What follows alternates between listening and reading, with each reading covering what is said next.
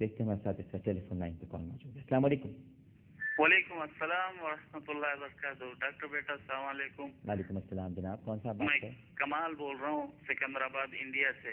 جناب علی کیسے مزاج ہیں آپ کے؟ خیریت سے؟ الحمدللہ بیٹا قابل تحسین ہیں، قابل مبارکباد ہو آپ جو ایسے ایسے حکایت اور ایسے ایسے واقعات سرکار دو عالم صلی اللہ علیہ وسلم ہمارے آقا و مولا کے آپ جو سناتے ہیں دل دہل جاتا ہے، رونا آتا ہے. فقط اللہ اصلاح ہو جائے بیٹا، بس اصلاح ہو جائے. آپ ایسا کام کر رہے ہو، بس ماشاء اللہ ماشاء اللہ. کاش ہمارا یہ رونا اس کی بارگاہ میں قبول ہو، بس قبول ہو جائے بس بیٹا. ہمارے یہ آنسو، ہمارے اس کی خشیت سے جو ہمارے آنکھوں سے آنسو نکلتے ہیں، بس بیٹا وہ قبول کر. بیٹا بہت گناہ گار ہوں، اللہ تعالیٰ گناہوں کو معاف کر دے.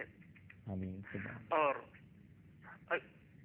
اس سرکار کی گلی کا کتا ہائے ہائے ہائے کی حیثیت بھی مل جائے تو ہائے ہائے ہائے اللہ ان کی گلی کا کتا کہلواؤں تو ہائے ہائے ہائے ہائے.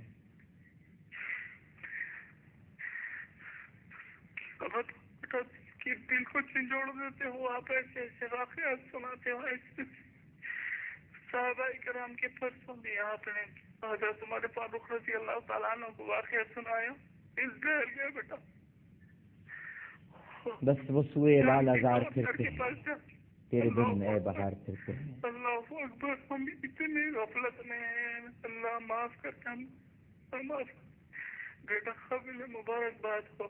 بس اتنا بتانا بیٹا، ایک گزارش کر رہا ہوں، یہ کون سی کتابوں میں سے آپ دیکھ کے کم سے کم میں کر لوں. جی بس مختلف کتابیں ہیں، ابھی بھی ایک کتاب سامنے ہے، پڑھتا رہتا ہوں. جہاں پر کوئی حکایت کوئی واقعہ ہوتا ہے میری خواہش ہوتی ہے کہ میں وہ واقعہ بھی بیان کروں، اور جو میرے اپنے مشاہدات اور تجربات ہیں اس کو ان واقعات میں شامل کر کے آپ تک پیش کروں. انشاءاللہ ہمارا یہ تعلق برقرار رہے گا. بہت شکریہ کال کرنے کا. سکندرآباد انڈیا سے آپ نے کال کی، بڑی مہربانی آپ کی.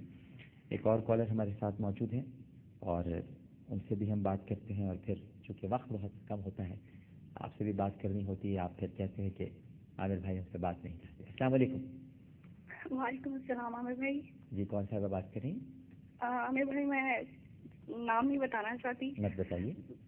اٹک سے بات کر رہے ہیں. عامر بھائی میرا ایک پرابلم ہے کہ میری 7-8 مہینے پہلے انگیجمنٹ ہوئی تھی. جی. اور میرے جو ان لاز ہیں وہ انگلینڈ میں ہوتے ہیں. جی. اس وقت تو میرے پیرنٹس نے بس بہت زیادہ پوچھ گچھ بھی نہیں کی اور جلدی سے کر دیا، مطلب وہ ہمارے ریلیٹیوس نہیں ہیں. تو اس کے بعد کیا ہوا کہ میری جو مدر ان لا وہ کبھی سیٹسفائی نہیں ہوتی، مطلب ہر تھوڑے عرصے بعد انہیں کوئی نہ کوئی پرابلم ہوتی ہے. تو وہ خود بھی پریشان ہوتی تھیں، میں خود بھی ان سے بات کرتی تھی، تسلی دیتی تھی، میرے پیرنٹس بھی، لیکن میرے پیرنٹس کو بھی وہ پریشان کرتی تھیں.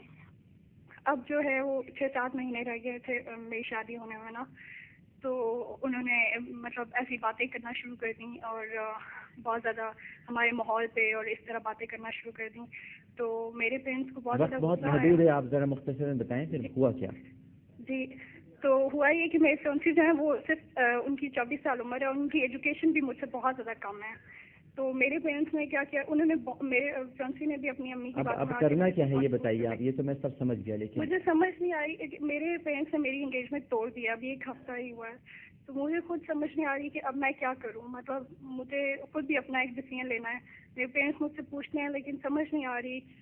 دیکھیے اگر والدین نے یہ فیصلہ کیا ہے تو یقیناً وہ جہاں دیدہ ہیں، جہاں بینا ہے، کچھ دیکھا ہوگا، کچھ سمجھا ہوگا اور اس کے بعد کوئی نہ کوئی فیصلہ کیا ہوگا. اگر نکاح کا معاملہ ہوتا ہے تو شاید میں آپ سے کچھ اور بات کہتا، لیکن یہ صرف منگنی کی بات ہے. اور اگر منگنی ٹوٹ گئی ہے تو کوئی ایسے دل برداشتہ ہونے کی ضرورت نہیں ہے. دل کو چھوٹا مت کیجیے. میں نے پھر آپ سے عرض کیا کہ نکاح کی اگر بات ہوتی تو شاید میں آپ سے کچھ اور بات کہتا، لیکن اگر منگنی ٹوٹی ہے تو ماں باپ نے کوئی فیصلہ کیا ہے تو سوچ سمجھ کے کیا ہوگا. آپ چھوڑ دیجیے، بھول جائیے اور والدین کو راضی کرنے کی کوشش کریں. آپ کو بس اتنا بتا دوں کہ دیکھیے میری نہ ماں ہے نہ میرے باپ ہیں، اور میں اب مسکین بھی ہوں اور یتیم بھی ہوں. تو مجھے اندازہ ہے کہ ماں باپ جب نہیں ہوتے تو وقت کیسے گزرتا ہے. کوئی اپنا نہیں ہوتا.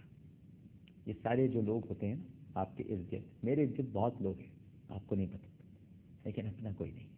بہت ہے، بڑے ہیں، دوست بھی بنتے ہیں، ساتھی بھی بنتے ہیں، یار بھی کہتے ہیں، اس کے ساتھ ساتھ سب آرڈینیٹس بھی ہیں، کام بھی کرتے ہیں بہت سارے لوگ میرے ساتھ. لیکن یہ تو میں جانتا ہوں میرا کون ہے اور کون نہیں ہے. کوئی کسی کا نہیں ہوتا، صرف ایک ہے، وہی تھا، وہی ہے اور وہی رہے گا، اور وہ ہے اللہ سبحانہ و تعالی. کبھی دل گھبرائے تو اس سے باتیں کیا کریں. جیسے حضرت علی نے کہا تھا کہ جب میرا دل چاہتا ہے کہ میں خدا سے باتیں کروں تو میں نماز پڑھتا ہوں، اور جب میرا جی چاہتا ہے کہ خدا مجھ سے باتیں کرے تو میں قرآن پڑھتا ہوں. عامر لیاقت حسین کو اجازت دیجیے، اور انشاءاللہ زندگی رہی بشرط زندگی، کل اسی چینل پر اسی وقت آپ سے پھر ملاقات ہوگی. میری کوئی بات اگر طبیعت پر گراں گزری ہو تو میں صدق دل سے معافی مانگتا ہوں. انشاءاللہ زندگی رہی تو آپ سے پھر بات ہوگی. اپنا بہت خیال رکھیے گا. اللہ حافظ.